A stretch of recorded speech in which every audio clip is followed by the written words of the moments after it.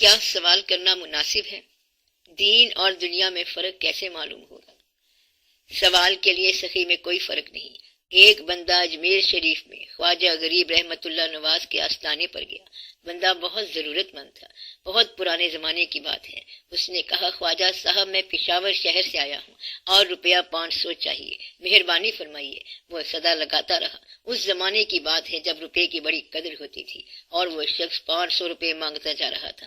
وہاں سے ایک مولوی قسم کے صاحب گزرے جس کو طریقت پر یقین نہیں تھا۔ کہنے لگے، مرے ہوئے سے 500 روپے مانگ رہے ہو، کسی زندہ سے مانگ لو۔ اس نے کہا، پھر تم ہی دے دو۔ اس کو پیسے دینے پڑ گئے۔ اس آدمی نے روپیہ جیب میں ڈال کر کہا، اے خواجہ رحمت اللہ، تیرا شکریہ، دلوایا بھی تو کس سے جو تجھے مانتا نہیں ہے۔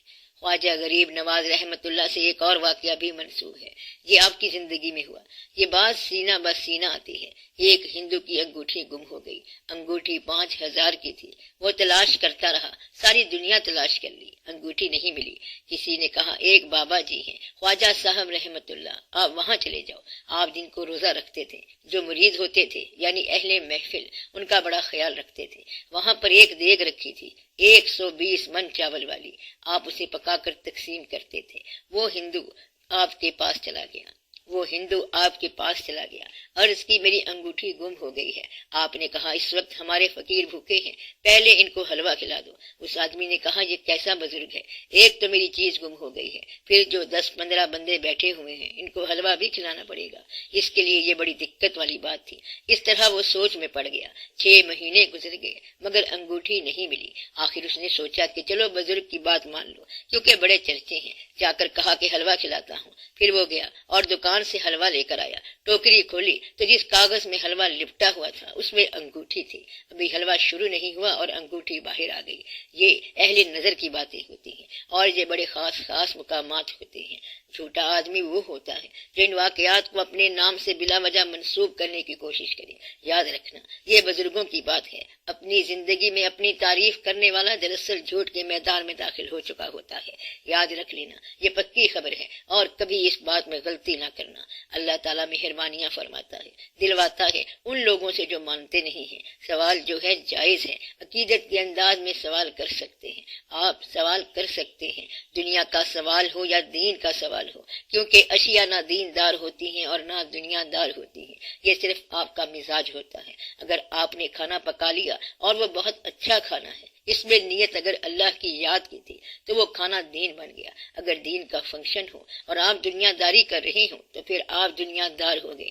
کبھی آپ نے دیکھا ہوگا کہ داتا صاحب رحمت اللہ کے عرس پر میلہ لگتا ہے، وہاں قوال بھی آ جاتے ہیں۔ اکثر عقیدت میں نہیں آتے بلکہ پیسے کے لیے آتے ہیں۔ اب یہ لوگ دین کا مقصد دنیا میں کنورٹ کر رہے ہیں، تو یہ ہے دنیا دار۔ گویا اشیاء دنیا یا دین نہیں ہوتی بلکہ دنیا دار یا دین دار بندے کا مزاج ہوتا ہے۔ جب آپ کا یہاں سے نکلنے کا ارادہ ہو اور جب آپ کا سچ بولنے کا ارادہ ہو تو آپ مبالغہ سے بچ جائیں گے۔ جب آپ اپنے پر ٹرسٹ نہیں کرتے تو دوسروں پر ٹرسٹ یعنی بھروسہ نہ کرو۔ دوسروں پر زبردستی اپنے آپ کو نہ ٹھونسو۔ جب آپ صداقت اور عزت کے فیصلے کی ڈسٹریبیوشن میں فرق رکھو گے تو آپ دیندار ہو جاؤ گے۔ اللہ کا فرمان ہے کہ باطل کو حق کا لباس نہ پہناؤ اور حق بات کو مت چھپاؤ، کیونکہ تم جانتے ہو۔ یہ فرق رکھو گے تو پھر آپ کے لیے یہ دنیا بھی آخرت کی دنیا ہے، بلکہ اس طرح دنیا کا سارا پروگرام دین بن جاتا ہے۔ اہل دین کے لیے دنیا کی ساری زندگی دین بن جاتی ہے۔ اگر مزاج دنیا کی طرف ہے اور حج کر کے آیا، وہاں سے چیزیں لا رہا ہے اور گن رہا ہے کہ وہاں اتنا پیسہ خرچ ہو گیا، یہ ہو گیا اور وہ ہو گیا، تو اس کی ساری عبادت جو ہے دنیا کے لیے ہے۔ تو گویا کہ کچھ لوگ ہیں جو دین کو دنیا بنا لیتے ہیں، کچھ دنیا کو دین بنا لیتے ہیں، چاہے برباد ہو جائیں۔ اس لیے اللہ سے یہ دعا کرنی چاہیے، اللہ تعالیٰ آپ کی دنیا کو بھی دین بنائے، دنیا اچھی ہو جائے اور آپ کی آخرت بھی اچھی ہو۔ یہ دعا کرو کہ اللہ کبھی وہ وقت نہ لائے جب آپ اپنی زبان سے اپنی تعریف کرنے پر مجبور ہو جائیں۔ اللہ ایسا وقت نہ لائے جب انسان اپنے باطن کے درجے پر اپنی زبان سے بولنے پر مجبور ہو جائے۔ باطن کا درجہ کوئی نہیں ہوتا۔ باطنی دنیا میں اہل فقر حضرات میں سب سے جھوٹا وہ ہے جو اپنی زبان سے اپنی باتیں کرے، اور جو فقراء ہیں انہوں نے جو کچھ کہا وہ ایک خاص وقت اور ایک خاص مقام پر فرمایا۔ مثلا حضور غوث پاک رحمت اللہ قصیدہ کہتے ہیں تو آپ دیکھیں کہ قصیدہ کہنے والے انسان کی زندگی عجیب رنگ کی زندگی ہے، اور ہماری زندگی میں بڑے غور کا مقام ہے۔ اس زندگی میں بڑے بڑے واقعات اور بڑے بڑے احسانات ہیں۔ کسی فقیر، کسی درویش نے اپنے آپ پر ٹرسٹ نہیں کیا۔ یہ مقام کب تھا؟ اور غوث اور قطب کیا تھے؟ یہ تب تھا جب ہندوستان میں ان بزرگوں کا جوگیوں سے مقابلہ ہوتا تھا۔ یہ تب کی بات ہے۔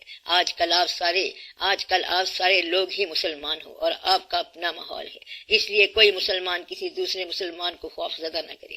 اب یہ ضروری ہے کہ اپنے باطن کو دوسرے کی اصلاح کے لیے لگاؤ۔ اب کسی کو اپنا مقام بتانے کا وقت نہیں ہے، سارے مقام اب خاموش ہو گئے ہیں۔ مسلمانوں میں مقام کی تمنا اور مقام کا اظہار دراصل اپنے اسلام میں کمی کی بات ہے۔ اس لیے کبھی یہ بات نہ کرنا کہ یہ میرے مقامات ہیں، یہ نہ کہنا کہ ہم نے یہ دعا کی اور آسمان ہل گیا۔ دعا کرنے کی بات ہے تو آپ کی دعا سے بارش ضرور ہو سکتی ہے، مگر یہ بات خود نہ کہنا۔ یہ ضرور ہے کہ آپ کی خواہش کے مطابق واقعات ہوں گے، مگر کہنا نہیں۔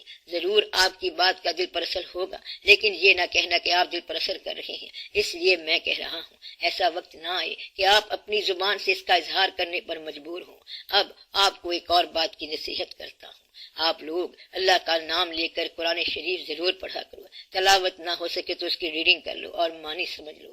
اللہ تعالیٰ آپ کو قرآن فہمی کا شعور دے گا۔